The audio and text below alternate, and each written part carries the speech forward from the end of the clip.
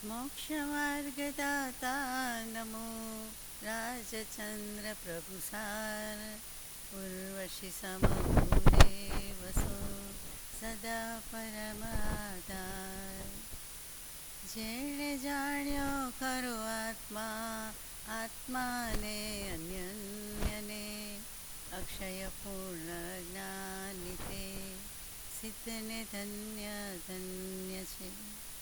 અજ્ઞાનતિમિરાંધનાં જ્ઞાનાંજનશલાકયા ચક્ષુરુન્મિલિतं येन તસ્મૈ શ્રીગુરવે નમઃ. સત્શ્રુતને નમસ્કાર, અસીમ ઉપકારી આત્માને નમસ્કાર, તારક ત્રિપુટીને નમસ્કાર, માવિત્રો મુરબ્બીઓ મુમુક્ષુને નમસ્કાર, પ્રત્યેક શુદ્ધાત્મ દ્રવ્યને નમસ્કાર.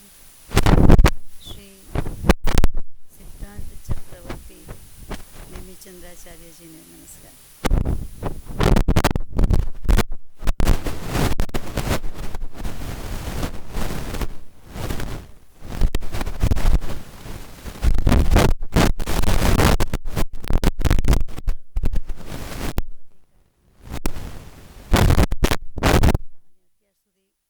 ગાથાની યથાશક્તિ વિચારણા કરી આજે 21થી આગળ લેવાનો પ્રયત્ન. હવે પહેલું બીજું ગુણસ્થાનકની વાત ખાસ કરીને એનું એની શરૂઆત કરીએ છીએ. સમામી છુદયણય ચતુર્તરગાતિ પ્રજય સમમ્મિ ચંપિય સમ્મિસો હોદી પરિણામો. સર્વઘાતી પ્રકૃતિઓની આપણે વાત કરતા હતા, એ પાછું આવ્યું. જાત્યંતર ભાવની વાત પણ આપણે આવી ગઈ છે, કે વધારે વિગતમાં નથી જતા. પણ અહીંયા જે કહેવું છે તે કે જે બીજી સર્વઘાતી પ્રકૃતિ છે અને અહીંયા સર્વઘાતી પ્રકૃતિ છે એમાં ફરક છે. તો શું ફરક હોય? તો કે સર્વઘાતી પ્રકૃતિ જાત્યંતર સર્વઘાતી સમ્યક મિથ્યાત્વ પ્રકૃતિ, અને એનો ઉદય છે. કેમ કે મિશ્ર ગુણસ્થાનકની વાત ચાલે છે, એટલે એના ઉદયથી માત્ર સમ્યક દર્શન કે માત્ર મિથ્યાત્વરૂપ પરિણામ ન હોતા. પહેલામાં મિથ્યાત્વ ગુણસ્થાનક, બીજામાં સાસ્વાદન ગુણસ્થાનક, ત્રીજામાં મિશ્ર છે. એટલે એકલું લીંબુ, એકલું પાણી, એકલું ખાંડ, એકલું ગોળ, એકલું મરી નથી. એ બધા જુદા જુદા છે. એ બધાનું જાત્યંતર કયું છે?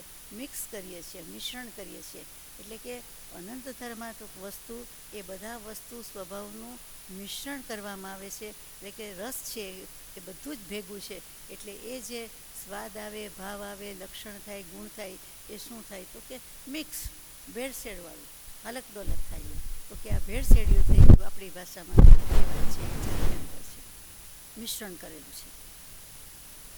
એટલા માટે એકલા સમ્યક્તરૂપી પરિણામ પણ નથી, એકલા મિથ્યાત્વરૂપી પરિણામ પણ નથી, પણ મિશ્ર પરિણામ છે.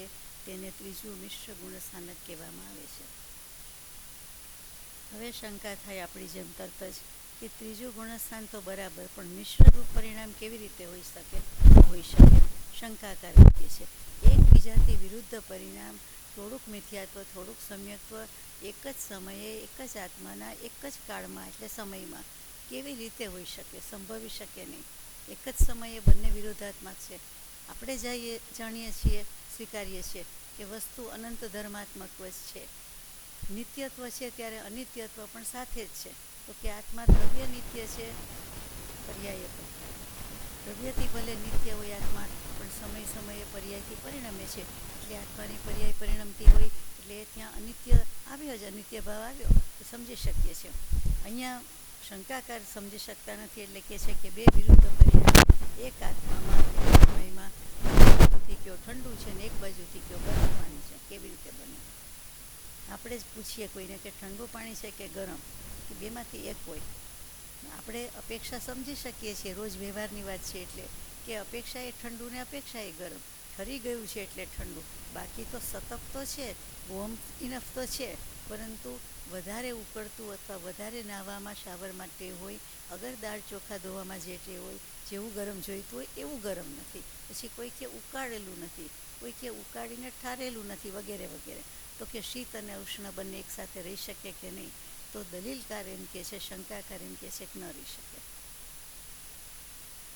એટલે બંનેની પરિણામની ઉત્પત્તિ સાથે માનીએ એ માની શકાતું નથી. સારું, સમાધાન કરતાં એમ કહે છે, એટલે કે આચાર્ય ભગવાન, કે આ શંકા કરવી ઠીક નથી. એક જ વ્યક્તિમાં મિત્ર ન્યાયથી જેમ બધા પરિણામ સાથે હોઈ શકે છે, તેવી રીતે આ વસ્તુ પણ છે. હવે આ મિત્ર ન્યાય શું? મિત્ર અમિત્ર ન્યાય તો શાસ્ત્રોમાં તો યજ્ઞદત્ત અને દેવદત્તના દૃષ્ટાંત મૂકે. આપણે તો છગન મગનના લઈ શકીએ કે છગનભાઈનો મિત્ર મગનભાઈ છે, એટલે ત્યાં સમજી ગયા કે છગનભાઈના મિત્ર મગનભાઈ કે મગનભાઈના મિત્ર છગનભાઈ. પછી એમ કહીએ કે પણ નારણભાઈ છે,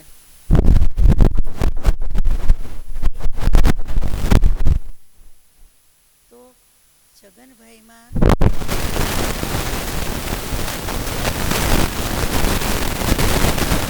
પણ નથી, તો અમિત્ર ભાવ છે. તો બંને હોઈ શકે છે એક વ્યક્તિમાં. એ જ વસ્તુ સાદી રીતે લે કે એક જ વ્યક્તિ પિતા જ હોય, પણ પિતા પછી પતિ, પુત્ર, દાદા, જે કાંઈ કહો તે, બીજા બધા જ સંબંધ, કાકા, મામા, બધું હોઈ શકે છે.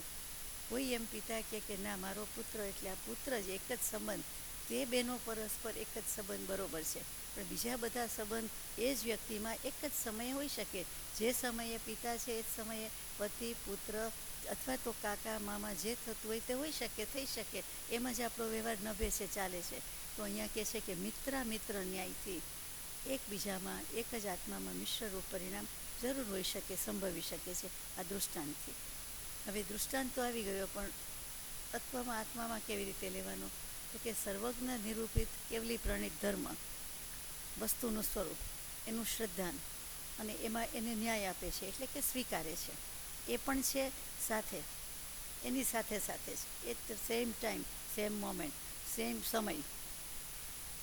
સર્વજ્ઞ આભાસે કીધેલું અતત્વ શ્રદ્ધાન. સર્વજ્ઞ આભાસ એટલે શું? કેવલી પ્રભુ સિવાય, એટલે નોન કેવળી, અસર્વજ્ઞ, એટલે કે વિતરાગ વાણી સિવાયનું. તો કે એ જે કીધું છે એ અપેક્ષાએ એ મિથ્યાત્વનું છે એને પણ સ્વીકાર કરે છે. એનામાં મિથ્યાત્વનું, અતત્વનું મિથ્યાપણું, કે એ મારે કામનું નથી, આ ખોટી વસ્તુનો હું સ્વીકાર કરતો નથી. તેમ છતાં એનામાં આવ્યું, પડ્યું, એટલે એક જ વખતે એક સમયે એને સાંભળ્યું, થોડું ઘણું શંકા છે, સ્વીકાર કરે છે, તો બંને વસ્તુ ભેગી થઈ કે નહીં? આપણે જ કહીએ છીએ કે મારું એક મન આમ કહે છે ને એક મન આમ કહે છે. મન તો એક જ છે, કે એક બાજુથી મને એમ થાય છે કે આજે જવું છે, બીજી બાજુથી એમ થાય છે આને નથી જવું, આજે વાંચવું છે, આજે નથી વાંચવું. આ શું છે? એક જ વ્યક્તિ, અને એક જ સમયે બે ભાવ સ્ફૂરતા હોય. એમ નહીં કે એક સમય જાય પછી બીજો. બોલવામાં અસંખ્યાત સમય વયા જાય છે, પણ જ્યારે ભાવ કરે, અધ્યવસાય રૂપે છે, વિચાર રૂપે છે, વિકલ્પ રૂપે છે, ત્યારે તો બધું સાથે જ છે. એટલા માટે એ જેમ સમજાય છે તેમ આપણે સમજી લેવાનું કે સમ્યક્ત્વની ફિલિંગ કે મિથ્યાત્વની ફિલિંગ, બંનેના ફિલિંગ કહેતા પરિણામ અને બંનેનો સ્વીકાર અસ્વીકાર માન્યતા સાથે ને સાથે છે. ઘડીકમાં આમ ઘડીકમાં આમ, હાના ભેગું છે, ભેગટ્યું છે, હાલક ડોલક છે, એટલે એને આપણે મિશ્ર ગુણસ્થાનક કહીએ છીએ. આ તો સમજાઈ જાય એવી વાત છે. છતાં પણ જ્ઞાની પુરુષ તે જ્ઞાની પુરુષ, આચાર્ય ભગવાન દૃષ્ટાંત આપે છે બીજું. આગલી 22મી ગાથામાં લઈએ. દહી ગુડમ એવમ વામિમમ પુહ ભવમણેવ કારિદુમ સક્તમ એવમ મિસય ભાવો સમામિચ્છતીણા દવો. દહીં અને ગુડ, દહીંને ગોળ, જમવાની વસ્તુ આવી. આ બંનેને અરસપરસ મિલાવી દો, મિશ્રણ કરી દો, ભેગું કરી દો, હલાવી નાખો બરાબર. પછી એ બંનેને જુદા કરી શકાતા નથી. જેણે ગોળ અને દહીં ભેગું કરી જોયું હોય એને તો બહુ સમજવું સહેલું છે, સમજવા જેવું જ નથી, ખબર જ છે. નથી કરી જોયું એને એમ થાય કે ખરેખર એવું થશે, પણ જ્ઞાની પુરુષ કહે છે એટલે ખરેખર એમ છે કે બંને ભેગા થઈ જાય પછી એ બંનેના પરમાણુ છે એ જુદા જ પડી જાય છે. તો કે એ દ્રવ્યના પ્રત્યેક પરમાણુનો રસ મિશ્ર થઈ ગયો છે. દેખાવમાં કણિયું દેખાય કે જુદું તો થયું, જુદું તો પડ્યું જરા જરા તો, પણ એમ જુદું નથી. એમાં સ્વાદ રૂપે એનો જે રસ છે, સ્વાદ છે, એ તો એકરૂપ થઈ ગયો છે. એમાંથી ખટાશ, મીઠાશ, દહીંની ખટાશ અને ગોળની મીઠાશ જુદી પાડી શકાતી નથી જ. કોઈ પણ સંયોગોમાં એ પાડી શકાતી નથી. એ મિશ્ર પરિણામ જે છે, તો એમાં એક જ કાળમાં સમ્યક્ત્વ અને મિથ્યાત્વના પરિણામ રહ્યા કે નહીં? ગળાશ અને ખટાશ બંને ગુણ એક સાથે રહ્યા. એટલા માટે એમ સમજી જવું કે એક આત્મામાં કોઈ એક જીવમાં બંને પરિણામ સાથે રહી શકે છે, તેનું નામ મિશ્ર ગુણસ્થાનક છે. એવું કરી જ રહ્યા છીએ, સમજાય એવી જ વાત છે, આપણી જ વાત છે, પણ આપણને આપણી વાત ઘણીવાર લક્ષમાં નથી અને કહેતા સમજતા આવડતી નથી. બાકી હકીકત છે, આમ જ છે. આગળ જઈએ. હવે આ ગુણસ્થાન એટલે કે મિશ્ર ગુણસ્થાનકમાં લક્ષણ આવી ગયું. હવે એમાં વિશિષ્ટતા શું છે, એની વિશેષતા શું છે એ આવે છે. 23મી ગાથા. સો સંજમમણ ગીર્ણદી દેશજસમ વાણ બંધદે આવું સંવમ વા મિચ્છમ વા પડિવજ્જીય મરદી નિયમેણ. પ્રાકૃત ભાષામાં ન છે જ નહીં, એન ન નથી, એટલે હણ ને હણ. હું હણ બોલું છું, કોઈ અણ બોલે છે, એક જ. શું કહે છે કે ત્રીજા ગુણસ્થાનકમાં જીવને સંયમ કે દેશ સંયમ એવું કાંઈ જ નથી. ટોટલ સંયમ તો નથી જ, અવિરત સમ્યક દૃષ્ટિ નથી, એટલે દેશ સંયમ પણ નથી. ચોથું આવ્યું નથી, એટલે સંયમ જેવું કાંઈ જ નથી. ચોખ્ખી વાત છે મિશ્ર ગુણસ્થાનકમાં.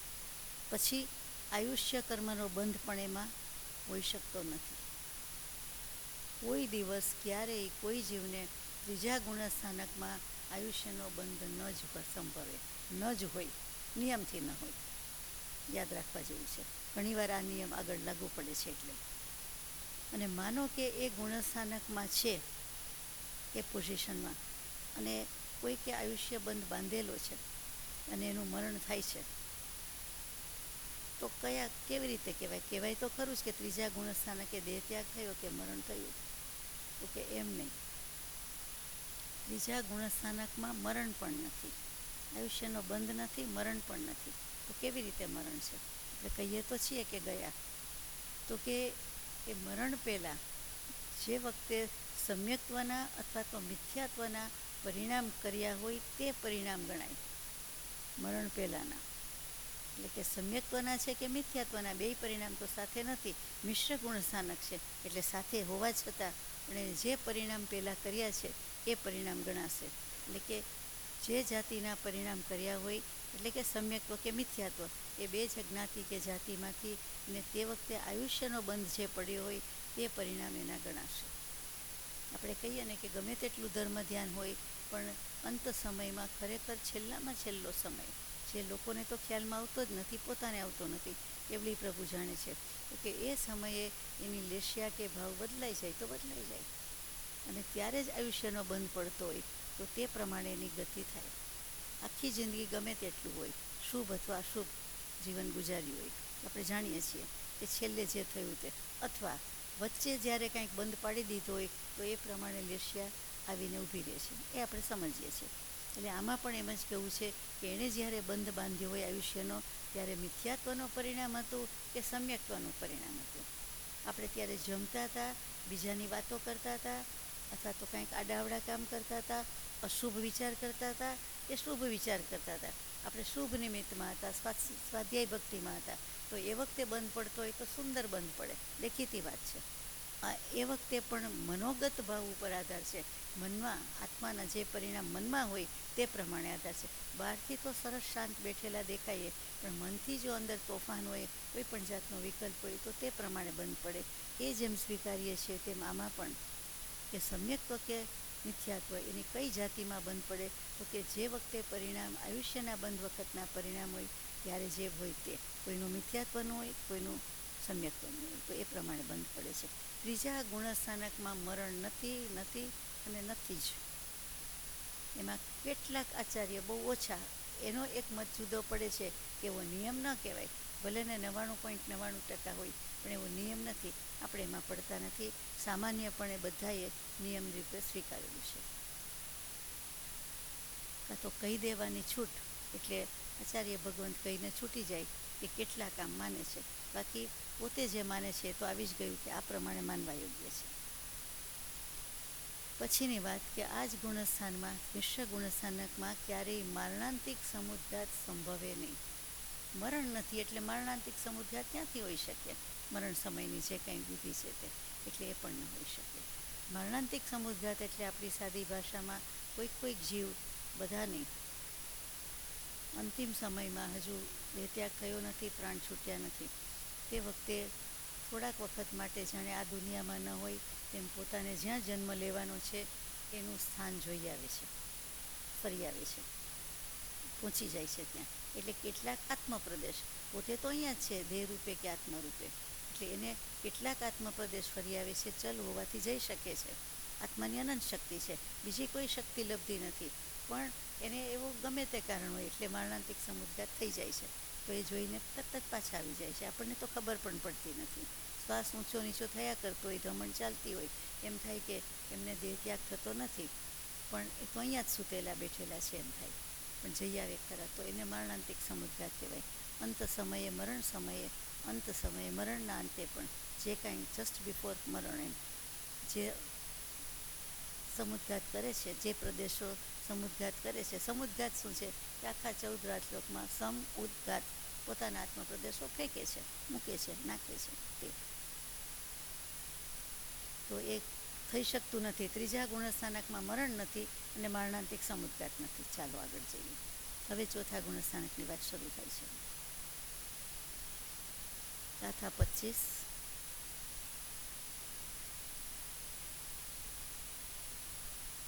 આપણે ગાથા 24 વાંચી, એનો અર્થ તો બોલી ગયા. ગાથા 24 આવી ગઈ. મારણાંતિક સમુદ્ઘાત પણ નથી અને આયુષ્યનો બંધ પણ નથી. એ ગાથામાં કેવું હતું વાંચી જઈએ.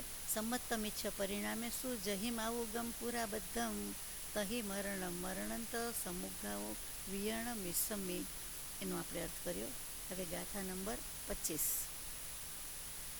સંમત્ત દેશ ગાદી શુદ્ધ યાદો વેદગમ હવે સમ્મમ જલમલિનમગાઢમ તમ નિચ્ચમ કમ્મ ખવણ હેદુ. એ તો બધા અમુક શબ્દો હવે આપને પરિચય થતા જાય છે. સંમત, સમ્યક્ત્વ, એવી રીતે જલ, મલ અને અગાઢ એમ 3 પ્રકારના દોષ હોય છે. કોના? સમ્યક દર્શનમાં. એની વાત લેવાની છે. એની પહેલાં આ સમ્યક દર્શનને માં ક્ષયોપશમિક ભાવથી વાત લીધી છે. સમ્યક દર્શનમાં 3 ભાવ હોઈ શકે, કાં તો ઉપશમિક, કાં તો ક્ષયિક અને કાં તો ક્ષયોપશમિક. અહીંયા શાસ્ત્રકર્તા પુરુષે પહેલું ક્ષયોપશમ લીધું છે, કેમ કે એમ માન્યતા છે કે પેલું ક્ષયોપશમ સંકેત થાય છે. હકીકતમાં બધાની માન્યતા પહેલાં ઉપશમ સંકેતની છે. સિદ્ધાંતકારો હંમેશા પેલું ઉપશમ સમ્યક્ત્વ સ્વીકારે છે અને કર્મગ્રંથકારો હંમેશા પેલું ક્ષયોપશમ સંકેત સ્વીકારે છે. અહીંયા એમણે ક્ષયોપશમિક ભાવ પહેલો લીધો છે. એની વાત કરીએ કે જે કોઈ સમ્યક દર્શન થાય છે, એટલે કે ક્ષયોપશમ સમ્યક દર્શન થાય છે, એનું બીજું નામ વેદક સમ્યક્ત્વ કહેવાય છે. વેદક, રૂચક, રોચક, પ્રેરક એવું બધું કહીએ તેમ વેદક સંકેતનો એક પ્રકાર છે. એટલે વેદક સંકેત.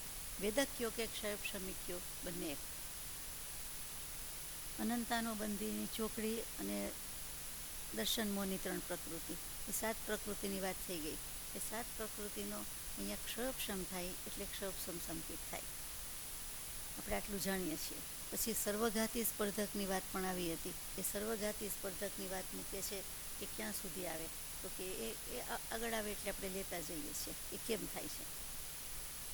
અહીંયા તો એટલું જ છે કે જગન્ય અંતર્મોઢ સુધી આ સમ્યક દર્શન હોય છે અને ઉત્કૃષ્ટ 66 સાગરોપમ સુધી એ કર્મોની નિર્જરા થઈ શકે છે.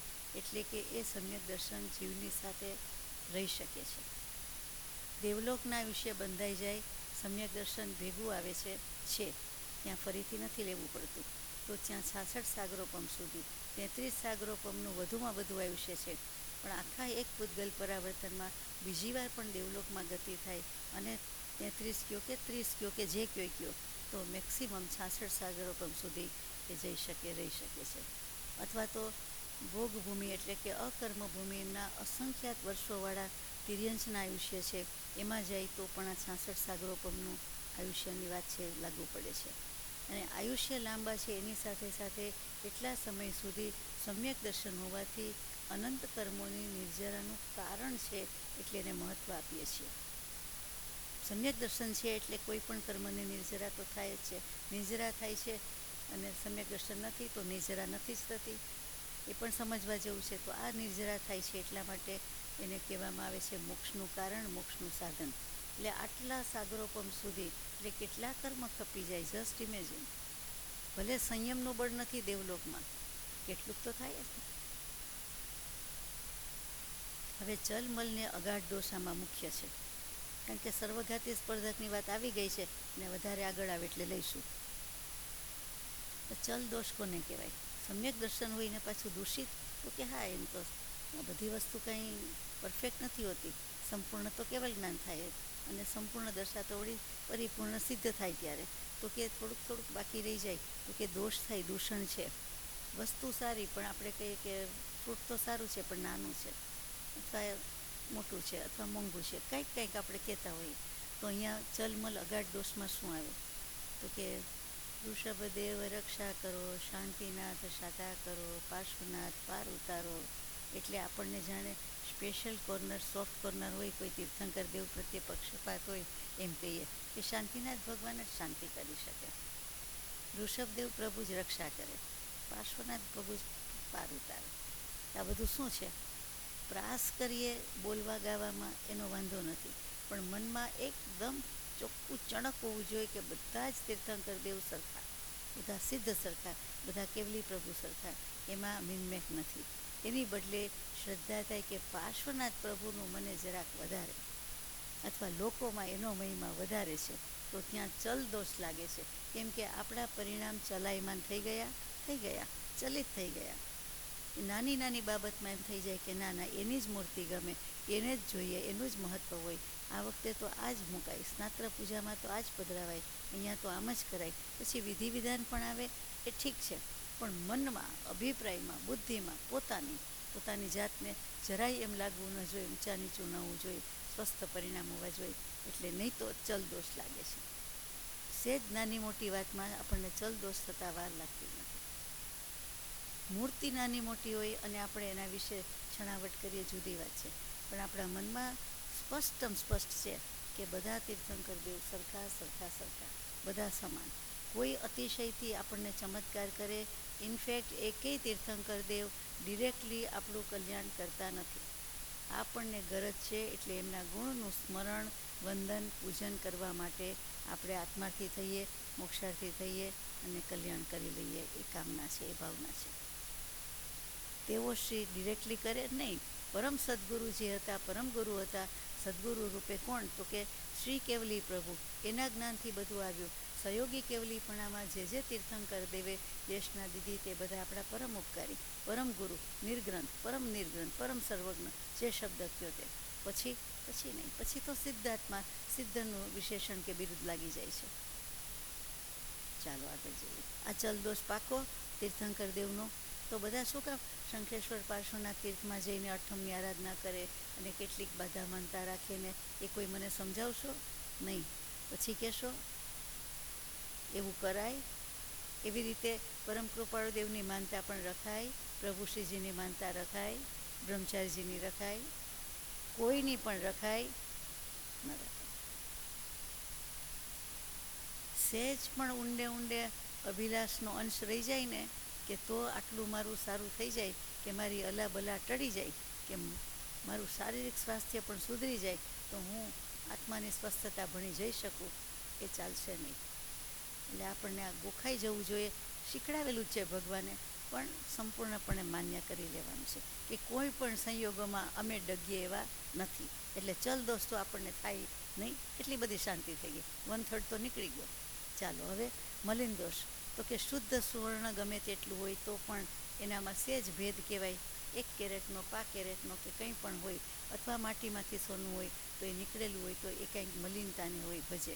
પછી સુવર્ણ પરીક્ષા હંમેશા 4 રીતે થાય, એટલે એ બધો જ નીકળી જાય. છેલ્લામાં છેલ્લી પરીક્ષા અગ્નિ પરીક્ષા, અગ્નિની કસોટીએ ચડે, એટલે પછી બધો જ મેલ રહ્યો સયો બળી જાય. પછી શુદ્ધ સુવર્ણ 24 કેરેટ ગોલ્ડ કહીએ, બરાબર, પાકું.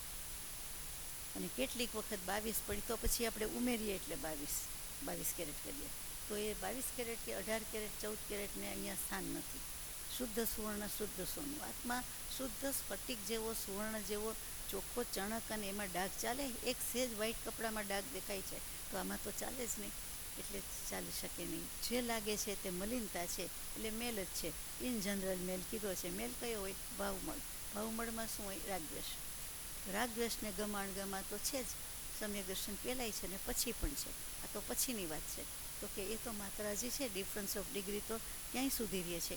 એટલે એ બધા દોષો મળી છે. પૂર્ણ નિર્મળતા નથી, ટૂંકમાં નિર્મળ નથી થયું, અથવા મેલ નીચે બેસી ગયો છે.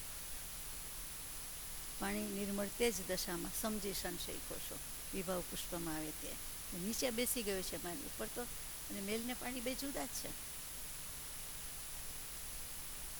હવે અગાઢ દોષ કોને લાગે છે? આ મારું મંદિર છે, આ મંદિરમાં મેં ડોનેશન આપેલું છે, આ મંદિર અમારા બાપ દાદા પૂર્વજોએ બંધાવેલું છે, એટલે અમારું જ કહેવાય, અમે જ બંધાવ્યું કહેવાય.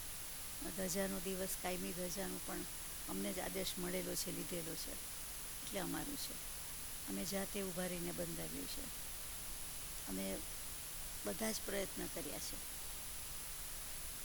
છે કે આના માટે જે કાંઈ વિધિ થાય, વિધાન થાય, કે જે કાંઈ પહેલેથી કસોટી થાય, અંતરાય આવે, કે જે કાંઈ છે તે બધી જવાબદારી લીધી છે. અને આ મંદિર અમે જ બંધાવ્યું કહેવાય.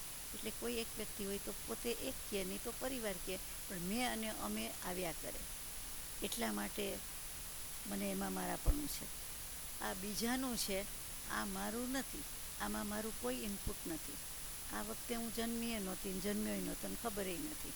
આમાં કોઈ મને ભાવ પણ નથી. મારી હાજરીમાં જ થયું, પણ મને એ બીજાનું છે, બીજા કરાવે છે, એટલે ટકાનો પણ રસ નથી. એટલે બીજા પ્રત્યેનો થોડોક પણ અરુચિ, અભાવ, અનાદર, લિટલ બીટ પણ તિરસ્કાર કે એવો કોઈ ભાવ, અને મારું હોવાનું એના પ્રત્યે આપણને ઘણો બધો પક્ષપાત, રાગ, મોહ, સ્નેહ, મારાપણું, શું કરી નાખવું, અથવા તો 5 જણને ખબર પડે તો સારું, વધારે લોકો જાણે તો સારું, મને યશ કીર્તિ મળે તો સારું, એવો કોઈ ઊંડે ભાવ, અથવા તો કરાવ્યું છે એનો ભાવ, પ્રેરણા કરી છે એનો ભાવ, કે પ્રેરક તો અમે હતા, આનું આમ હતું, વગેરે વગેરે ઊંડે જીવ હજી સંપૂર્ણ તો છે નહીં, કેવડી થયો નથી. સમ્યક દૃષ્ટિ માંડ થતા હોય, અને એ ન થયા હોય એને લાગુ પડે, થયા હોય એને લાગુ પડે. તો કે એ બધા ભાવની સેજેય પડછાયો ન જોઈએ. સ્વપ્નમાંય નહીં, જાગતાય નહીં, ઊંઘમાંય નહીં, અને કોઈ વાત કરે તોય નહીં, કોઈ આપણને કહે ચગાવે તો પણ નહીં, પ્રોત્સાહન આપે તો પણ નહીં, આપણે એમાં પડીએ નહીં. એનાથી અનટચ રહીએ કે મારું જો દેહ નથી, મારો પોતાની ઇન્દ્રિય, પ્રાણ, શ્વાસોચ્છ્વાસ એ મારા ગણવાના નથી, તો મેં કર્યું એ તો આવે જ ક્યાંથી, કરતા ભાવ તો આવે જ ક્યાંથી, રાખવાનો હોઈ શકે જ નહીં. એટલા માટે આપણને અગાઢ દોષ પણ લાગતો હોય તો નીકળી જાય છે. કાઢ નાખવો સહેલો છે. ચલને અગાઢ દોષ તો કાઢવા સહેલા છે. ખબર છે કે આવું કરીએ તો આમ થાય, એવી ભાવના ન રાખીએ. પણ જે નિર્મળ કરવું ને એ અઘરું છે. મલિનતા છે ને એ વધારે અઘરી છે. એ રાગદ્વેષ અજ્ઞાનરૂપી ભાવ મળશે, એને કાઢવામાં આપણને અનાદિકાળ તો નીકળી ગયો છે. હવે થોડો ઘણો ટાઈમ હોય તો આપણે પુરુષાર્થ કરીએ. ચાલો, ચલ મલ ને અગાઢ દોષ સમજાઈ ગયા. સમ્યક દર્શનના આગળ જઈએ કે હવે ઉપશમ ભાવમાં અપ્રશસ્ત અને પ્રશસ્ત એમ 2 પ્રકાર આપ્યા છે. પ્રશસ્ત કોને કહેવાય, અપ્રશસ્ત કોને કહેવાય? સાદી ભાષામાં પ્રશસ્ત એટલે શુભ, અને કોઈક વખત કોઈક અપેક્ષાએ ક્યારેક શુદ્ધ પણ કહેવાય છે. પ્રશસ્ત રાગ એમ તો એ શુભ રાગ પણ છે અને શુદ્ધ રાગ પણ છે, કેમ કે આપણને સંપૂર્ણ શુદ્ધિમાં લઈ જાય છે. સત્પુરુષ પ્રત્યેનો પ્રશસ્ત રાગ, એમાં તીર્થંકર દેવ આવી જાય, સુગુરુ આવી જાય, બધા આવી જાય, તો કે એ આપણને લઈ જશે, કલ્યાણ કરશે. એટલે પ્રશસ્ત કીધો, શુભ તો છે જ, પણ શુદ્ધ પણ છે. જ્યારે અહીંયા અપ્રશસ્ત એટલે અશુભ. આગળ જઈએ કે કેવી રીતે કરવાનું, તો કે પ્રકૃતિ એટલે કર્મ પ્રકૃતિ, સ્થિતિ, અનુભાગ, એનો ઉત્કર્ષણ, અપકર્ષણ અને સંક્રમણને જો યોગ્ય હોય તો એને એ ઉપશમને અપ્રશસ્ત કહેવાય છે. જેમાં કંઈક ફેરફાર થઈ શકે છે તેને અપ્રશસ્ત કીધા. ઊંધું છે. જેમાં કંઈક થાય, કંઈક ફેરફાર થઈ શકે. શું ફેરફાર? તો કે કયા ફેરફાર? તો કે ઉત્કર્ષણ, અપકર્ષણ, સંક્રમણ. હવે એ વિચારવાનું છે કે ઉત્કર્ષણ શું? ઉત્કર્ષ થયો એટલે આપણે કઈ પ્રગતિ થઈ, આ આત્માનો ઉત્કર્ષ થયો, એનો વિકાસ થયો, પ્રગતિ થઈ, પ્રોગ્રેસ કહીએ છીએ. તેને સારી ભાષામાં, શિષ્ટ ભાષામાં ઉત્કર્ષ કહેવાય. તો કે અહીંયા ઉત્કર્ષ એટલે શું? ઉત્કર્ષણ એક તો કે જે વીર્ય વિશેષથી જીવના કર્મની સ્થિતિ અને રસ એમાં વધારો થાય છે. કર્મની સ્થિતિ વધી જાય ને રસય વધી જાય, ઇન્ટેન્સિટી અનુભાગ વધી જાય અને સ્થિતિ એટલે કે એનો ટાઈમ વધી જાય. એક તો પાપ દોષ લાગ્યો, કર્મ બાંધ્યું, ખબર પડી અને પછી એમ કે એ બરાબર જ છે, મેં બરાબર જ કર્યું છે, એમ જ કરવાનું હતું, 100% હું સાચો જ છું. એટલે પાછું આપણે ગુણાકાર કરીએ કે આપણો આગ્રહ. એક તો ખોટું કર્યું, પાપ કર્મ કર્યું, મિથ્યાત્વ અને કંઈ પણ બીજી વાત, અને એ પ્રકૃતિનો પાછો આપણે આગ્રહ રાખીએ, અભિમાન રાખીએ અને બરોબર હતું એમ યથાર્થ ઠેરવવાનો પ્રયત્ન કરીએ તો આવું થાય. એટલે કે આત્માના પરિણામ આજે અહીંયા કરણનો જ પરિણામ છે. આ 8 કરણ થાય છે, એમાંથી ઉત્કર્ષણ કરણ છે, એક અપકર્ષણ છે, એક સંક્રમણ છે, પછી નિધત્ત છે, નિકાચિત છે, ઉપશમન છે અને હજી બીજા એકાદ રહી જાય છે. એ 8 કરણ કહેવાય. અહીંયા કરણ એટલે કરવું કરાવવું અનુમોદવું નહીં. અહીંયા કરણનો અર્થ છે પરિણામ વિશેષ, વીર્ય પરિણામ એટલે કે પુરુષાર્થ કરવો, પુરુષાર્થ જ સાદી ભાષામાં. એટલે નાની પુરુષ વ્યાખ્યા એમ કરે છે કે જે વીર્ય વિશેષથી એટલે કે જે પુરુષાર્થથી કર્મની સ્થિતિ અને રસની વૃદ્ધિ થઈ જાય છે, તે એટલે કે વધી જાય છે, એટલે અપ્રશસ્ત કીધા. અપ્રશસ્ત ઉપશમ એટલે એ કરવા જેવું નથી. અપકર્ષણ શું?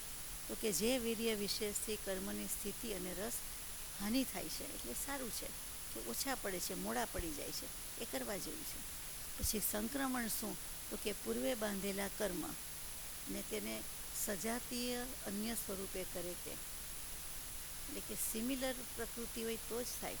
પુણ્ય પ્રકૃતિ તો પુણ્ય પ્રકૃતિ ને પાપ પ્રકૃતિ તો પાપ પ્રકૃતિ, જ્ઞાનાવર્ણીય તો જ્ઞાનાવર્ણીય, દર્શનાવર્ણીય તો દર્શનાવર્ણીય, એ સજાતીય કયું કહેવાય.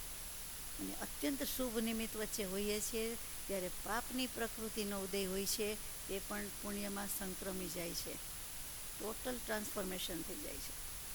આખું ટ્રાન્ઝિશન જુદું જ છે. એટલે બધું વિચારવા જેવું છે કે કયું અપ્રશસ્ત કેવું, કયું પ્રશસ્ત કેવું. જીવના પરિણામની વાત બહુ વિચિત્ર છે અને સૂક્ષ્મ છે અને ગહન છે. કેવલી પ્રભુ પણ એમ કહી દે છે કે એક પૂતગલની વાત પરિણમન એના અનંત આકાર એટલે, અને એક આત્માના જીવના પરિણામની સૂક્ષ્મતા, એનો ક્યાસ નીકળે એમ નથી. ભલે એમના જ્ઞાનમાં તો આવે જ છે પણ કહી શકાય તેવું નથી. ત્યાં વ્યક્ત અને અવ્યક્ત ભાગ પડી જાય છે. અવક્તવ્ય પણ કહી શકાતું નથી, અવ્યક્તવ્ય. અને જે પ્રકૃતિ ઉત્કર્ષણ, અપકર્ષણ અને સંક્રમણને યોગ્ય ન હોય તો ત્યાં પ્રશસ્ત ઉપશમ કહેવામાં આવે છે. એટલે કે જે તેને યોગ્ય નથી પ્રકૃતિ, એટલે નથી થઈ શકતું, તો તે પ્રશસ્ત છે. અનંતાનુબંધી કશાયનો પ્રશસ્ત ઉપશમ માન્યો નથી. અપ્રશસ્તમાં જાય. નામ જ અનંતાનુબંધી, અનંત સંસાર. એટલે અનંતાનુબંધી કશાયનું અપ્રશસ્ત ઉપશમ, એનો બીજો શબ્દ જેનાથી આપણે પરિચિત છીએ, વિસંયોજન. અનંતાનુબંધીનું વિસંયોજન અથવા તો અપ્રશસ્ત ઉપશમ, એ જો થઈ જાય તો દર્શન મોહનીયની મિથ્યાત્વ અને મિશ્ર પ્રકૃતિ છે એ હવે કંઈક ઠેકાણે આવ્યા. આપણે સમ્યક્ત્વ પ્રકૃતિના દેશઘાતી સ્પર્ધકના ઉદય થવાથી જે તત્વાર્થ શ્રદ્ધારૂપ પરિણામ થાય છે તેને વેદક ક્ષાયોપશમિક સંકેત કહેવાય છે. પહેલાં વાત આવી ગઈ છે તેવી જ કે આ બાજુથી અપ્રશસ્તનો ક્ષય કરવા સન્મુખ જઈએ છીએ, પેલી બાજુથી સ્ટોકમાં પડેલું છે, અને આ બાજુથી આપણે સમ્યક્ત્વ સન્મુખ થયા એટલે આપણને તત્વાર્થ શ્રદ્ધાનુરૂપ પરિણામ થયા, એટલે કે સંકેત થયું. ચોથા ગુણસ્થાનકની વાત છે, ક્ષયોપશમ સંકેતની વાત છે. સાદી ભાષામાં મિથ્યાત્વના 3 પુંજ કરે એ પ્રક્રિયાનું પાનું આપણે વાંચી લીધું હોય તો સમજાઈ જશે. શુદ્ધ, અર્ધવિશુદ્ધ, વિશુદ્ધ 3 પૂતગલના પુંજ થાય છે, એ પ્રમાણે વાત કરી. એટલે ત્યાં શું વેદન કરે છે? વેદક સંકિત કીધું છે તો કે ત્યાં સમ્યક્ત્વ પ્રકૃતિનું વેદન થાય છે, સંકિતનું વેદન થાય છે, સંકિતની સ્પર્શના થાય છે, અનુભવ છે, ચોક્કસ છે, અનુભવન થાય છે, એટલા માટે તેને વેદક સમ્યક્ત્વ કહેવાય છે. જુઓ, આત્માનો અનુભવ ક્ષયોપશમ સંકિત હોય, ઉપશમ સંકિત હોય કે ક્ષયિક સંકિત હોય, ત્રણેયમાં છે ને છે તો જેને કહેવાય, નહીં તો કહેવાય નહીં. નહીં તો સમ્યક્ત્વ સન્મુખ થયેલો જીવ કહેવાય, ત્યાં સુધી પહોંચેલો કહેવાય. હોલ સુધી પહોંચ્યો પણ હોલમાં પગ નથી દીધો, ઘરેથી નીકળ્યા, બહારગામથી આવ્યા, આશ્રમમાંથી નીકળ્યા, પછી ચાલતા ચાલતા બધું પાર કરતાં કરતાં વચ્ચે વિઘ્ન આવે, અંતરાય આવે, કામકાજ આવે, બધુંય વળોટતા કરતાં આપણે અહીંયા આશ્રમના મુખ્ય હોલના બારણા સુધી પહોંચ્યા. હજુ અંદર હોલમાં આવ્યા નથી. ક્યાં છે? નથી આવી વ્યક્તિ. અડધું બારણું, એક બારણું ખુલે છે એટલે એક પગ અંદર છે. તો એને કોઈ આવ્યા કે ને કોઈ ન આવ્યા કે, કોઈ એમ કે હજી ક્યાં બેઠા છે, ક્યાં હજુ સ્થાન લીધું છે, અથવા આખા ક્યાં આવી ગયા છે. એક પગ અંદર છે, એક પગ બહાર છે, તો મિશ્ર ગુણસ્થાનક છે. બંને પગ અંદર આવી ગયા, એનું સ્થાન લઈ લીધું તો સમ્યક દર્શન છે. આવી ગયા કહીએ, માર્ગમાં આવી ગયા. કેટલી સીધી વાત છે, દૃષ્ટાંતથી સમજાઈ જાય ને તો પછી. અને એની પહેલાંનો બધો પુરુષાર્થ હતો. ઘરેથી નીકળ્યા કે બહારગામથી આવ્યા કે કોઈ પણ વાહન લીધું, ટ્રેન, પ્લેન, બસ, જે કાર જે કયો, પછી આટલો પુરુષાર્થ કર્યો, બધી તૈયારી કરી. એ બધું સ્વભાવ સન્મુખતાની અને સમ્યક દર્શન પહેલાંની તૈયારી હતી. અને પછી આવી ગયા, પહોંચી ગયા એમ. દરેક વસ્તુમાં આરંભ અને અંત ને વચ્ચેનો કાળ. એ સમ્યક્ત્વ પ્રકૃતિની પ્રમાણે પ્રશસ્ત અપ્રશસ્ત કહ્યું, અને દેશઘાતી સ્પર્ધકોનો ઉદય થાય છે તે પણ એમાં આવી ગયું. અને તેનાથી આપણને થાય છે તરત જ.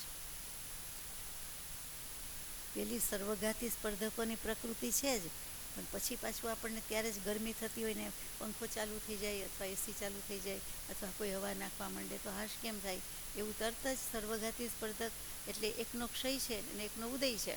એટલે જે હાશ થવી જોઈએ, આનંદ આવવો જોઈએ, એ તરત જ થઈ જાય છે. શું કામ? સમ્યક તો સન્મુખ થઈ ગયા, સમ્યક્ત્વમાં આવી ગયા. જે દેશઘાતી સ્પર્ધકો હતા એનો ઉદય થાય છે. એટલે આપણને શાતાકારી થાય છે. જેમ ઠીક નથી, તાવ આવ્યો છે અને એમાં ઠંડકની જરૂર છે, માનો કે કોઈને વધારે ખરાબ ને કોઈને પેલો તાવ હોય, માનો કે ઠંડકની જરૂર છે, એ વખતે ક્યાંકથી પણ પવન આવે ને જે હવાની લહેર છૂટે ને આશકારો થઈ જાય, એમ થઈ જાય. ઉદયમાં તો છે જ, ભોગવી તો રહ્યો જ છે તાવનું કે જે દુઃખ છે તે, ગરમી થાય છે એનું. એ દુઃખ ભોગવતા ભોગવતા જે હવાની લહેર આવી, એવી રીતે દેશઘાતી સ્પર્ધકનો ઉદય થયો, સર્વઘાતી સ્પર્ધકનો કેટલો ક્ષય છે અને કેટલોક ઉપશમ છે અને આ ઉદય છે. એટલે બધું ભેગું થાય છે, દેટ ઇઝ ક્ષયોપશમ સંકેત. એટલે ત્યારે આપણને કેટલું એ સમય પૂરતી હાશકારો થાય છે. તો આમાં સમ્યક દર્શનમાં એક સમય પૂરતો કે એટલો નાનો જ સમય, ઓછો જ સમય માગ્યો છે ને, તો ત્યારે જે હાશ થઈ જાય છે અથવા નિરાશ થઈ જાય છે, તે વેદન અને આ વેદન, આટલો ફરક. એ વેદ્યું કહેવાય, અનુભવ્યું કહેવાય. અહીંયા વેદન એટલે અનુભવ. ટૂંકમાં ચોથે ગુણસ્થાનકે પણ આત્માનો અનુભવ તો છે જ. વેદન વિના શું કહીએ? સમ્યક તો કોણ કહે? એટલું જ નહીં, પણ ક્ષયોપશમ સંકેત, ક્ષાયિક સંકેત ને ઉપશમ સંકેત અને સામે કેવલ જ્ઞાનીનો અનુભવ આત્માનો, બધા એક સરખા છે. એમાં ફરક નથી. સીધી રીતે સમજીએ કે જીભ ઉપર સાકર કે ગોળ મૂકીએ છીએ, મને કહેતા ન આવડે, લખતા ન આવડે આપને, એ બને. આપ ન કહી શકો, હું ન કહી શકું, બને. અથવા જુદી જુદી રીતે કહે. પણ જે સમયે મુકાય છે જીભ ઉપર અને જે સ્વાદ આવે છે, સેજ સેજ ઓગળે એટલે આવે, જે સ્વાદ આવ્યો એ સ્વાદ બધાનો એક સરખો જ હોય. કેમ કે વસ્તુ એક જ છે, આત્મા, અને અનંત ગુણથી ભરપૂર, અનંત ચતુષ્ટયવંત. એનો સ્વાદ આવે છે, એના અનુભવનો સ્વાદ છે, એ તો એક સરખો જ હોય ને. કહેવામાં, વર્ણવામાં, બતાવવામાં જુદું હોય. ખાંડ ગોળ જુદા જુદા હોય, એટલે ક્ષયોપશમ ક્ષાયિક કે વેરાયટી હોય, કેટેગરાઇઝ થઈ જાય. પણ એની જે વસ્તુનો સ્વાદ જીભ ઉપર મુકાતા જે વેદન થાય, જે સ્વાદ આવે, એ તો બધાનો એક સરખો જ હોય. કોઈ એમ કહે કે મારા બર્ડ્સ જતા રહ્યા છે એટલે મને ગળ્યું જરાય ન લાગ્યું, એ આવે.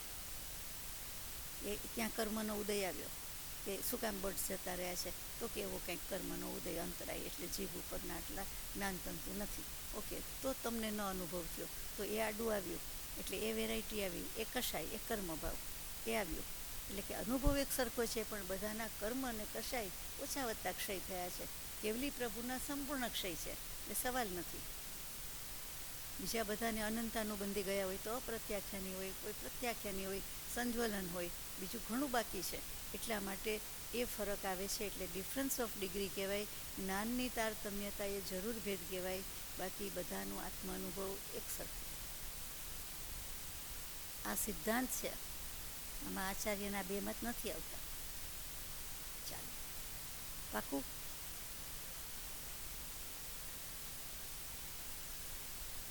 અહીંયા એક શબ્દ નિત્ય આવ્યો ગાથામાં, તો એનો ખુલાસો કરે છે કે નિત્ય એટલે જે બીજું બધું આપણે અવિનાશીપણું કહીએ છીએ તેવું નિત્ય નહીં.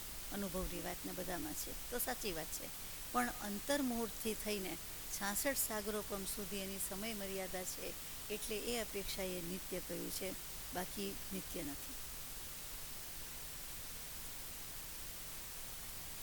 જો આત્માના વિચારવા જેવી વાત છે. આત્માના અનુભવનો સમય છે જે એ કેટલો છે તે સમય પૂરતો. કોઈનો એક સમય, 10 સમય, અમુક સેકન્ડ માત્રામાં ગણી શકાય તેટલો, બરાબર, જરાક વાર પૂરતો. કેવલી પ્રભુની વાત નથી, એનું અખંડ છે. અખંડ દ્રવ્ય અને અખંડ દૃષ્ટિ અને અખંડ છે સ્વભાવ. પણ બીજા બધાની વાત છે તો કે થોડા થોડા સમય પૂરતો.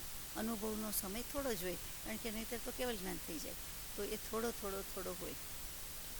હવે એ વખતે શું છે અને અનુભૂતિ શું છે, તો કે અનુભૂતિ એટલા સમય પૂરતી જ કહેવાય. એ પ્રક્રિયા થઈ, ક્રિયા થઈ, પ્રોસેસ થઈ, પ્રોસિજર ચાલુ છે, એટલે એટલા સમય પૂરતો જ અનુભૂતિ કહેવાય. અને અનુભવ એ આપણને યાદ છે કે મને આવો અનુભવ થયો હતો, આવું ગળ્યું લાગ્યું હતું, આટલું સુંદર લાગ્યું હતું, આટલું ભાવ્યું હતું, આવો સ્વાદ હતો. આ એના જેવું નથી. એ અનુભવ ડેવલપમાં જ આવતોય ભલે, ગમે ત્યાં જઈએ આપણને યાદ હોય છે. એટલે કે અનુભવ સાથે આવે છે, અનુભવીએ છે. વર્તે નિજ સ્વભાવનો અનુભવ લક્ષ્ય પ્રતીત, તો અનુભવ ભેગો રહે છે. અનુભૂતિ તત્સમય પૂરતી જ છે, તે સમય પૂરતી. સમયો જે કહો તે કાળ પૂરતી છે. આ ડિફરન્સ અનુભવ અને અનુભૂતિનો છે, સમજી શકાય. રસોઈ કરતા હોય ત્યારે રસોઈવાળા ભાઈ કે બેન, પૂજા કરતા હોય ત્યારે પૂજારી, પૂજારણ કે પૂજા કરનારા શ્રાવક શ્રાવિકા મુમુક્ષુ એમ. પણ પૂજા સિવાયના હોય ત્યારે તો આપણે એને બીજી રીતે જ ઓળખીએ છીએ, એ ભૂલી જઈએ છીએ. તો એનો અર્થ એમ નહીં કે એને પૂજા નથી કરી. પૂજા વખતની એની અનુભૂતિ હતી. એ વખતે ભગવાનની સમક્ષ સન્મુખ થઈને, ભાવ વિભોર થઈને તિલક કરતા હોય તે અનુભૂતિ તે જુદી છે. એ પોતે જાણે છે, આપણે તો ખાલી જોઈએ છીએ બહારથી, પણ એ અનુભૂતિ એના ભેગી છે. પણ જે અનુભવ છે સામાન્યપણે કે હા પૂજા કરી છે, તો એ તો યાદ જ છે. ક્રિયા તો પૂરી થઈ જાય છે.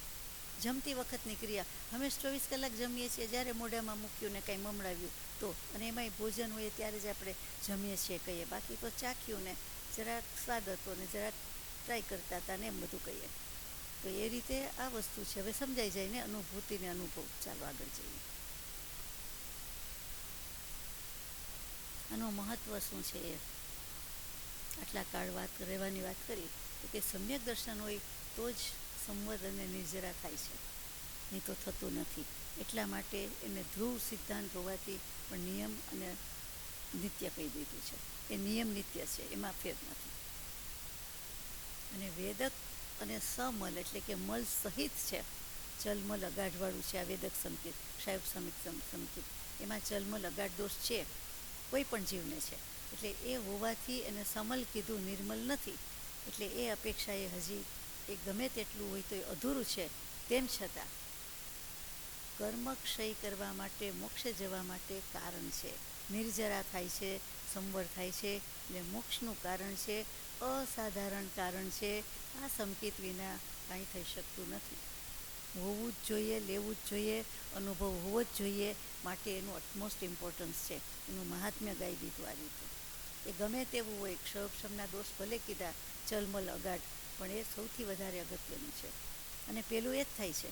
એટલે આત્માનો અનુભવ તો છે ને, ગમે એમ તોય આપણને ખુમારી રહે કે અનુભવ છે એટલે ગમે ત્યારે મોક્ષ છે.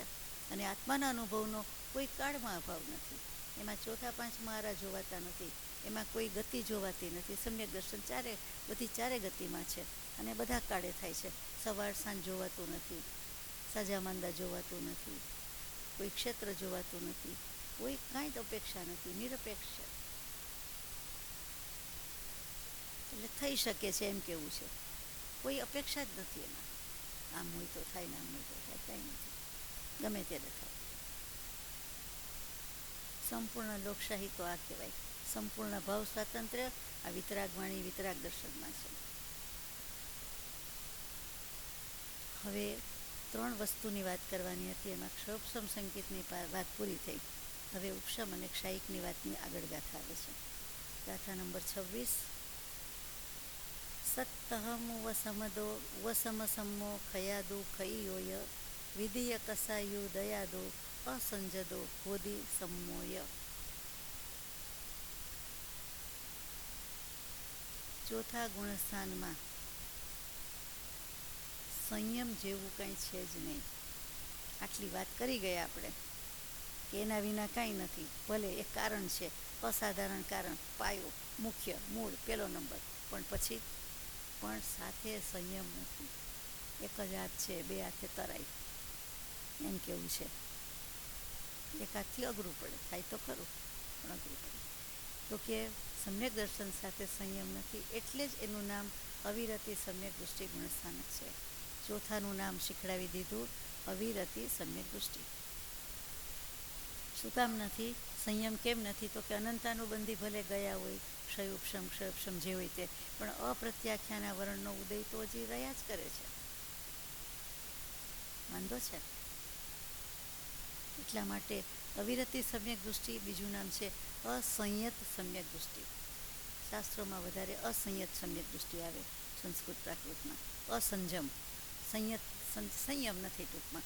સંયમ એટલે દીક્ષા નથી કેવું, પણ સંજમ એટલે સમ્યક દર્શન સાથેના વ્રત નિયમ ત્યાગ, જે કાંઈ કરીએ તે.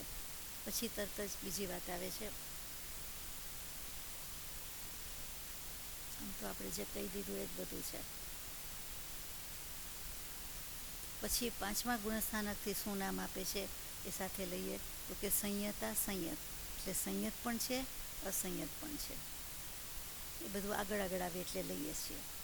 હવે આ ગુણસ્થાનકમાં શ્રદ્ધાની અપેક્ષાએ કેટલીક વિશિષ્ટતા છે તે દર્શાવવામાં આવે છે. એટલે અહીંયા 27મી ગાથા શરૂ થાય છે. सम्मा इति जीवो उव इट्टम पवयणम तु सद्दहदि असभवम अजाणमाणो गुरुनि योगा. સમ્યક દૃષ્ટિ જીવ કેવલી પ્રવૃત્તિ કે આચાર્ય કે સદગુરુના ઉપદેશથી સમ્યક દર્શન પામે છે. તત્વની શ્રદ્ધા તો કરે છે, પરંતુ કેટલુંક અજ્ઞાન છે હજી, એટલે ગુરુના ઉપદેશથી વિપરીત શ્રદ્ધાન પણ કરી દે છે. એટલે ગુરુએ સાચું કહ્યું હોય તો પણ વિપરીત શ્રદ્ધાન કરે, અને ગુરુનું કહેવામાં ભૂલ હોય તો પણ શ્રદ્ધાન કરી દે છે. કે બધું જ સમ્યક છે, એમાં બધું જ કૃપાળદેવે કહ્યું છે, બધું જ વિતરાગ પ્રણીત છે, બધું કેવલી પ્રરૂપિત છે, એટલે મને માન્ય છે, સ્વીકાર છે. જે હોય તે, જેમ હોય તે, મને સમજાય કે નહીં, સાચું ખોટું મારે નહીં જોવાનું, કે જે છે તે વિતરાગનું જ છે, સાચું છે.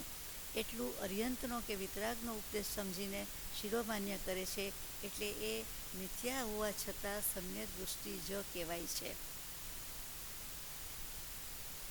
એનું જ્ઞાન સમ્યક જ કહેવાય છે. કેમ કે એને શ્રદ્ધા ક્યાં થઈ કે મારો ભગવાન સાચો છે, મારો સદગુરુ સાચો છે, મારા સદગુરુદેવ સાચા છે, જે કહ્યો તે, એણે જે કીધું તે મને માન્ય છે. કૃપાળદેવે કહેતા આમ કહ્યું, અથવા તીર્થંકર દેવે આમ કહ્યું છે, આમ કરશો તો નરકમાં જશો. બધા કે એવું કાંઈ ન હોય, તો કે ભલે ન હોય, એમણે કીધું એટલે મને માન્ય છે. એમણે કહ્યું કે આજ્ઞામાં રહેવાનું એટલે રહેવાનું. એટલે એનું કહેલું ધાકડે ધાકડ, તો કે યસ ધાકડે ધાકડ, બધું જ એવી શ્રદ્ધા કે એનું કીધેલું બધું સાચું સાચું સાચું. કોઈ કે ખોટું સમજાવે છે, ખોટું બોલે છે, ભગવાને ખોટું કીધું છે, કેવલી ભગવાનની ભૂલ થઈ ગઈ, અથવા છાપવામાં ભૂલ છે, આમ તે છાપવાની ભૂલ હશે, કેવલી ભગવાને જે કહ્યું છે તે મને માન્ય છે. મેં તો જોયો નથી આત્મા, એમ કહીએ છીએ ને કે શ્રી સદગુરુદેવે જેવો જોયો, જાણ્યો, અનુભવ્યો એવો મારો આત્મા છે. એ શ્રદ્ધા કામ કરી જાય છે. વણાગ નટવરની શ્રદ્ધા કામ કરી ગઈ તો આપણી કામ ન કરે, કરે જ. ઇટ હેઝ ટુ બી દેર, એટલે થઈ જાય. તો કેવું શ્રદ્ધાન કરે. એટલે માની ન લેવું કે સમ્યક દૃષ્ટિ હોઈને આવું કેમ બોલે. એનું દૃષ્ટાંત કહું છું કે સાપને દોરડું કહે અને દોરડાને સાપ કહે, પણ સમ્યક દૃષ્ટિની વાત સાચી. આપણે કહીએ છીએ ને કે સમ્યક દૃષ્ટિ સાપને દોરડું કહે તો પણ એની વાત સાચી માનવાની. કેમ કે એ સાચો થયો છે, એને સમ્યક દર્શન છે, એટલે એનું બધુંય સાચું. જ્ઞાનીના ગમમાં નાખો તેમના સમમાં, એટલે એનું સવડું જ છે, એનું જ્ઞાન સમ્યક કીધું. અને મિથ્યા દૃષ્ટિ ગમે એટલું સમજાવે કે ના સાપ જ છે, આ દોરડું જ છે, ડેમોન્સ્ટ્રેશન આપે, એના વિશે વર્ણન કરે, તો પણ એનું જ્ઞાન ખોટું, ખોટું ને ખોટું. એનું જ્ઞાન સમ્યક નથી. એને સંશય, વિપર્યય અને અનધ્યવસાય એ 3 દોષ રહિત જ્ઞાન નથી. એટલે એનું જ્ઞાન ખોટું જ છે. આ વાત આપણે કોક વાર કરી છે, એટલે અત્યારે વિગતમાં નથી જતા, પણ એ જ વાતને અહીંયા સિદ્ધાંત રૂપે મૂકી દીધી છે. એક ગાથાનું આખું સ્વરૂપ આપી દીધું, એને સ્થાન આપ્યું છે. એટલે કે સમ્યક દૃષ્ટિનું બધું સમ્યક છે, મિથ્યા દૃષ્ટિનું બધું ખોટું, નકામું, જૂઠું, મિથ્યા. તમે દૂધ સાચું હોય, દોહેલું, ગાયનું, ભેંસનું, જેનું કહેતા હોય એનું, અને પછી બીજું મિક્સ કરીને આપે, જરાક જ નાખ્યું હોય, એક ઘૂંટડો જ નાખી દીધું હોય, એક ટીપું જ નાખી દીધું હોય, તો એ મિક્સ કહેવાય કે નહીં? અને પાવડરનું બનાવીને નાખ્યું, જરાક જ પાવડર નાખી દીધું, અથવા બીજું જેનું બનતું એવું, સોયા મિલ્ક, તો ગમે એનું કરે, પણ શું કહો તમે, આ દોયેલું મિલ્ક નથી, આ ગાયનું નથી, આ ભેંસનું નથી. ઘણાને તો એ ખબર પડી જાય કે આ ઊંટનું છે, આ બકરીનું છે, આ ગાયનું છે, ભેંસનું છે, વગેરે. તો એ ખબર પડી જાય, એમાં ભેદ ચલાવી લેતા નથી. તો અહીંયા પછી કેવી રીતે ચાલે? તો કે ગાયનું તે ગાયનું, અથવા આપણે કહીએ કે આ દૂધ ઓરિજિનલ, વાસ્તવિક, સાચું. બીજું તો કે પાવડરનું દૂધ કંઈ દૂધ કહેવાતું હશે, એવું કહેનારા હતા જ વડીલો, આજે આપણે સ્વીકારી લીધું હશે, બાકી તો આવું સાંભળ્યું છે, એ ન જ કહેવાય ને. તો કોઈ આર્ટિફિશિયલ મિલ્ક કેમ નથી બોલતું? બોલે છે.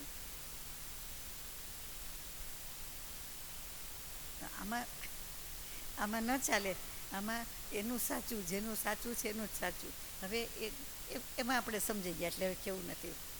એ જ્ઞાનમાં દોષ છે, એ ભેદ છે, એટલે મિથ્યા જ છે. એનું જ્ઞાન ખોટું જ. જૂઠામાં મિથ્યાત્વ વસે, મકરીશ માયા લગાર. સાચામાં સમકિત વસે, જૂઠામાં મિથ્યાત્વ, જીવ મકરીશ માયા લગાર. જય માયા કરવા જેવું નથી, જૂઠું તે જૂઠું. આપણને કેટલીક વ્યક્તિ પર વિશ્વાસ હોય છે, તો આપણે નથી કહેતા કે એને કીધું એટલે સાચું જ હોય, અથવા એનો અભિપ્રાય છે એ સાચો જ છે, બરાબર જ છે. આમાં આપણે પરાણે કહીએ કે તમે કહો એ સાચું, એમ નહીં. ચાલો ત્યારે તમે કહો એ ખરું, હું તો આમ માનું છું, એ ના ચાલે અહીંયા. પણ વસ્તુ જેમ છે તેમ, તો કે એનું જ્ઞાન સાચું થયું છે, એ સાચો થયેલો જીવ છે, એ પ્રામાણિક છે, એ વફાદાર છે, એને કંઈક આત્માનો સ્વાદ ચાખ્યો, એટલા માટે એનું બધું સાચું એમ માનવાનું છે. અભિમાન નથી લેવાનું કોઈ, એમાં કંઈ કોઈ મોટું નાનું નથી થઈ જતું, પણ એ જુદો પડી ગયેલો જીવ છે, એટલે માટે એનું સાચું માનવાનું. ને બીજું તો કે બીજું બધું ખોટું, એટલે આપણું ખોટું આપણું માનવાનું. આપણે એમ તો કહીએ જ છે કે એ તમારો અભિપ્રાય છે, એ તમે માનો છો, એટલે ત્યાં આપણે એને ખોટા ઠેરવવાનો પ્રયત્ન તો કરીએ છીએ. અથવા આપણે આપણી જાતને કહીએ કે ભાઈ એ હું માનું છું, બાકી એ એની રીતે સાચા છે, પણ મારો મત આવો છે, તો મારો મત ખોટો છે, પેલાનો સાચો છે, બીજું શું. બધા હા હા કરે છે, પણ મને ખબર છે કે જોઈએ તેવી આ દલીલ ગળે ઉતરતી નથી. ઉતરશે, ઉતરી ગઈ છે. ભગવાન કહે છે ને, કૃપાળુદેવે ફરમાયું છે, ગોમટસારજીમાં લખ્યું છે, ખોટું થોડું હોય, કેવલી પ્રરૂપિત બોધ છે, આપણો થોડો ઘરનો છે. આગળ લઈએ. ગાથા નંબર 28. સુત્તાદો તમ સમમ દરસિજ્જંતમ જદ્દાણ સદહદી સોચે વહવહી મિચ્છા ઇઠ્ઠી જીવો તદોપહૂદી. આ જ વસ્તુ સંસ્કૃતમાં વાંચો ને એટલે તમને ફટાક સમજાઈ જાય. ને પ્રાકૃત જે નેચરલ છે ભાષા હોવી જોઈએ એ નથી સમજાતી. આ કેવું છે, કરુણતા છે.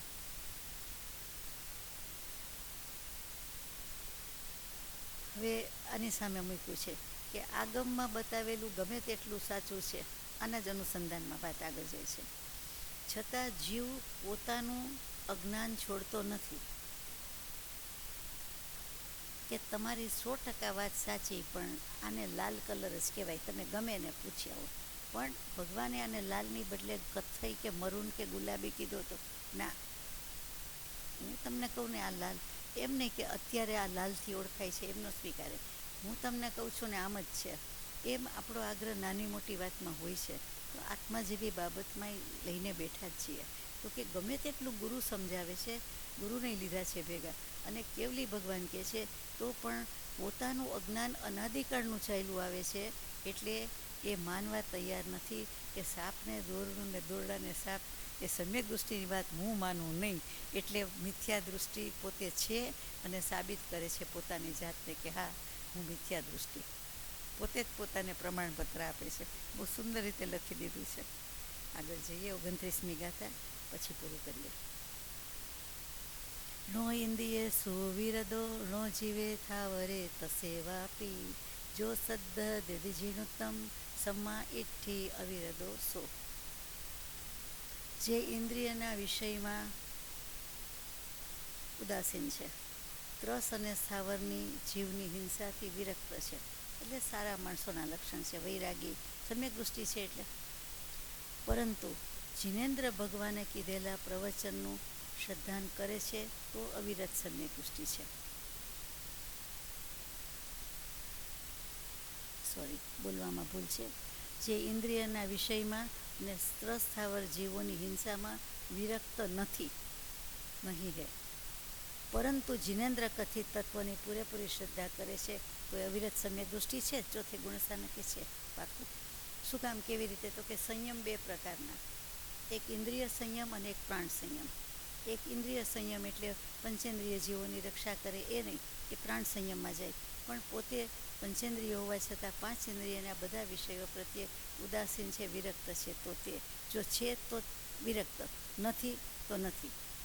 અને પેલો પ્રાણ સંયમમાં પણ એવું જ કે જીવ દયા રક્ષા, છકાઈ જીવની રક્ષા કરે છે તે.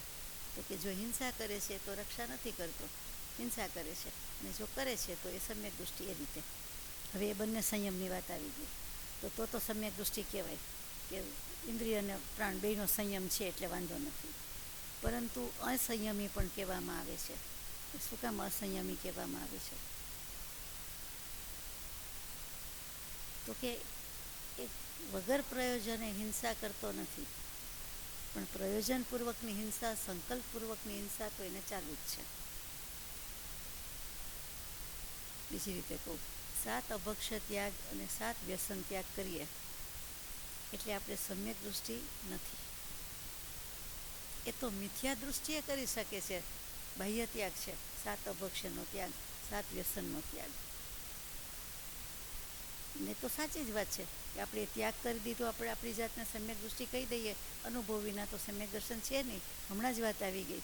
એટલે એ જે પાલન કરવું, એ જે સંયમ કરવો, એટલે ગુણસ્થાનક નથી, પણ ચોથા ગુણસ્થાનક પેલાની પાત્રતા છે, યોગ્યતા છે, સંસ્કારિતા છે, જે કયો તે છે. એટલે બહુ જરૂરી છે. એ સદાચારમાં ગયું, એ આર્યતામાં ગયું, એ સમ્યક્ત્વ સન્મુખ થવાની યોગ્યતા કે પાત્રતા છે. એટલા માટે આપણને આ ત્યાગ લેવડાવે છે. 7 અભક્ષ્યનો અને 7 વ્યસનનો. શ્રાવકના 8 મૂળ ગુણ એમાં આવી ગયા, એટલે એ ત્યાગ છે. એટલે મિથ્યા દૃષ્ટિને પણ આ અન્યાયના વિષયોનો ત્યાગ તો છે. અન્યાય એટલે અસત્ય, જૂઠા, નકામા, મિથ્યા, નિંદનીય. એ ન્યાયનો અર્થ ત્યાં એ થાય છે. એટલે અન્યાયના વિષયો, શાસ્ત્રમાં અન્યાય શબ્દ છે, એ વિષયોનો ત્યાગ તો છે જ. અને તેનું નામ આપણે સદાચાર કીધું કે સજ્જનતા કીધું, સદગૃહસ્થ કહીએ તેમ, મુમુક્ષુ નહીં. એટલે સદાચાર છે તે આવશે પછી એ ચોથે ગુણસ્થાનકે જઈ શકશે. એટલે યોગ્યતા, પાત્રતા ચોક્કસ છે, એ મોટું સાધન છે, પણ એ સદાચારમાં જાય, એ સંસ્કારમાં જાય છે. તો પછી ત્યાગ કોને કહેવાય? તો કે ત્યાગની વ્યાખ્યા અહીંયા ત્યાગના વિષયોનો ત્યાગ કરે તો છે. અરે ન્યાયના વિષયોનો ત્યાગ કરે તો છે. ન્યાયના વિષય કયા? આ સિવાયના બધા વ્રત હોય તે. આ 7 અભક્ષ્ય વ્યસય એ બધું જ નહીં તો નાની વાત થઈ. સદાચાર, પાયો પૂર્યો, પાયા પછી ઇમારત માટે બીજું બધું તો જોઈએ ને, એ મુખ્ય વાત છે. એટલે કે ત્યાં ન્યાયના વિષયમાં ન્યાયનો ના વિષયોનો ત્યાગ, તેનું નામ વ્રત કીધું, વિરતિ કીધું. એટલા માટે આ વાત કહેવાય છે. આ ગાથાનો સાર જ એ છે. અને છેલ્લું વાક્ય છે આ ગાથામાં કે 41 પ્રકૃતિ છે એનો બંધ થતો નથી. સમ્યક દૃષ્ટિ ચોથું ગુણસ્થાનક આવ્યું એટલે હવે 41 પ્રકૃતિ બંધ વ્યુચ્છિત્તિ, એટલે 41 પાપ પ્રકૃતિના બંધ એને હોતો નથી. વ્યુચ્છિત્તિ એટલે વિચ્છેદ છે, નાશ છે. 41 41 પ્રકૃતિ કઈ? મોટા ભાગની ગણાવીએ કે અનંતાનુબંધી કષાય, નરકનું આયુષ્ય, નરકની ગતિ, સ્ત્રીવેદ, નપુંસક વેદ, તિર્યંશનું આયુ, તિર્યંશની ગતિ, નીચ ગોત્ર, એકેન્દ્રિય, સ્થાવર, આતપ, સૂક્ષ્મ, અપર્યાપ્ત, સાધારણ વનસ્પતિકાય વગેરે. અને વિકલેન્દ્રિય એટલે 2 ઇન્દ્રિય, 3 ઇન્દ્રિય, 4 ઇન્દ્રિય. એટલે આટલા હલકા, ક્ષુદ્ર, એવી બધી ગતિના ને એવા ભવો, એવી 41 પ્રકૃતિનો બંધ એ બાંધી શકતો નથી. સમ્યક દૃષ્ટિને 41 પ્રકૃતિ ઉડી ગઈ. જે ઘણીવાર કહે ને કે હવે એ બંધ બાંધે, તો કે ના, ન બાંધે. આ રીતે અનુભવપૂર્વકનું સમ્યક દર્શન આવી ગયું હોય તો. એટલા માટે કેટલીક વિવાદ પણ થતો હોય છે કોઈ કોઈ વાતમાં. પણ અત્યારે આ સર્વમાન્ય છે કે 41 પ્રકૃતિ, પાપ પ્રકૃતિની વ્યુચ્છિત્તિ યાને વિચ્છેદ પામે છે. કયા ગુણસ્થાનકે? ચોથાની વાત તો પૂરી ન થઈ ગઈ, 5મું નથી આ? 5મું ચાલે છે ને? ચોથું કહેવાય કે 5મું? મારી ભૂલે હોય એટલે હું તો ખોટું કહેતી હોય. 5મું ક્યાં આવ્યું? આપણે ચોથાની જ વાત લઈએ છીએ ને. આ તો મને એમ કે આની નીચે દબાઈ ગયું હોય તો. અવિરતિ કહું છું, અવિરતિ સમ્યક દૃષ્ટિ, વ્રત નથી, પચખાણ નથી, એ રીતે છતાં પણ એનો ત્યાગ છે. એની શ્રદ્ધાની દૃઢતા છે, શ્રદ્ધાના સંસ્કાર મજબૂત છે, અવિરત સમ્યક દૃષ્ટિ છે. ફરીથી બીજી વાર આપણે 5મું ગુણસ્થાન લઈએ ત્યારે લઈશું સહજાત્મ સ્વરૂપ પરમ ગુરુ.